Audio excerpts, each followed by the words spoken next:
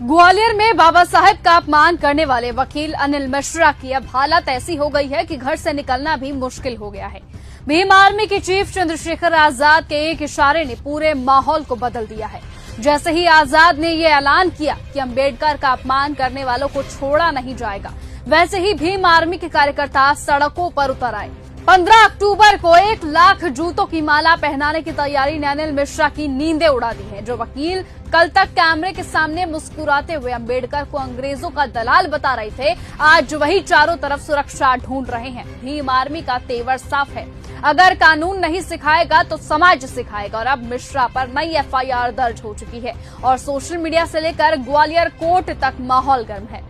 वकीलों का एक वर्ग उनके समर्थन में उतरा है, लेकिन जनता ने यह साफ संदेश दे दिया है कि बाबा साहेब के अपमान की सजा सड़क पर भी मिल सकती है और अदालत में भी। सवाल अब सिर्फ एक है, जो संविधान के निर्माता का अपमान करता है, क्या उसे उसी संविधान के तहत सजा मिलेगी या समाज खुद उसका हिसाब करेगा। ग्वालियर में अब 15 अक्टूबर की गिनती शुरू हो चुकी है और अनिल मिश्रा के लिए तारीख अब डर का दूसरा नाम बन चुकी है। अनिल मिश्रा के लिए जूतों की माला तैयार है। भीम आर्मी ने भी जूते चप्पल इकट्ठे कर लिए हैं। ग्वालियर में बाबा साहेब भीमराव अंबेडकर का अपमान करने वाले वकील अनिल मिश्रा पर सामाजिक आक्रोश अपने चरम पर पहुंच गया है।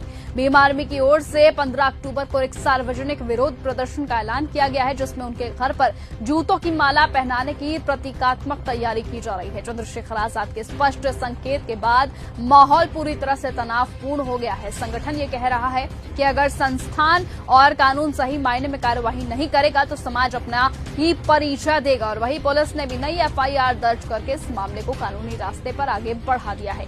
तो वहीं अगर बात करें अनिल मिश्रा के समर्थकों की, तो अनिल मिश्रा के समर्थक सड़कों पर आ खड़े हुए हैं और विरोध प्रदर्शन तेज हुए हैं। लेकिन ये भी साफ हो गया है कि सवाल अब सिर्फ व्यक्तिगत अपमान का नहीं, ये संवैधानिक मर्यादा, सामाजिक सम्मान और कानून के राज का टकराव बन गया है। इसलिए अब देखने वाली बात ये होगी कि क्या जिम्मेदार संस्थान समय रहते शांतिपूर्ण समाधान और न्याय दिलवा पाएंगे या फिर ये गतिरोध और बड़े भूगोल तक फैलकर सामाजिक संघर्ष का रूप ले लेगा। जो भी होगा देखना दिलचस्प होगा, इसीलिए अब इंतजार है तो सिर्फ 15 तारीख का। तब तक के लिए